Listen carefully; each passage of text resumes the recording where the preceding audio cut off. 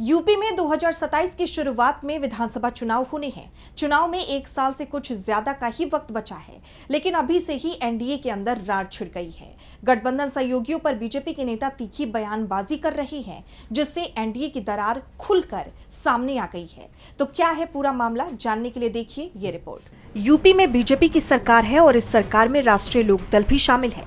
Party के chief Jayant Chaudhary केंद्र की मोदी सरकार में मंत्री हैं, लेकिन अब आरएलडी और बीजेपी के बीच टकराव शुरू हो गया है। बीजेपी नेता और यूपी सरकार में गन्ना मंत्री चौधरी लक्ष्मी नारायण ने आरएलडी पर तीखा हमला बोला है।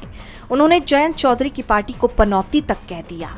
लक्ष्मी नारायण ने कहा कि आरएलडी से गठबंधन के कारण ही बीजेपी को यूपी में नुकसान हुआ, जिसके कारण 2024 के लोकसभा चुनाव में 240 सीट ही रह गई। ये पार्टी जिसके साथ गई उसका सुपड़ा साफ हुआ। लक्ष्मी नारायण ने आगे कहा कि बीजेपी को आरएलडी का वोट कभी नहीं मिलता, जिसके कारण पार्टी को नुकसान उठाना पड़ता है, जबकि बीजेपी का वोटर आरएलडी को वोट देता है।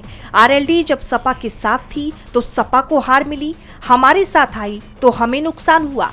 ये पार्टी ही पनौती है। बीजेपी नेता के बयान के बाद से आरएलडी में नाराजगी दिखाई दे रही है। पार्टी की तरफ से कहा गया है कि सीएम योगी को गन्ना मंत्री के खिलाफ एक्शन लेना चाहिए, उन्हें सरकार से बर्खास्त कर देना चाहिए। लेकिन सवाल ये भी उठ रहे हैं कि आखिर गन्ना मंत्री ने ये बयान किसके इशारे पर दिया है? क्या बीजेपी हाईकमान अब जयंत चौधरी से दूरी बनाने की कोशिश कर रहा है?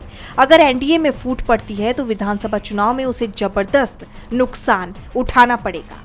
डीबी लाइव की रिपोर्ट।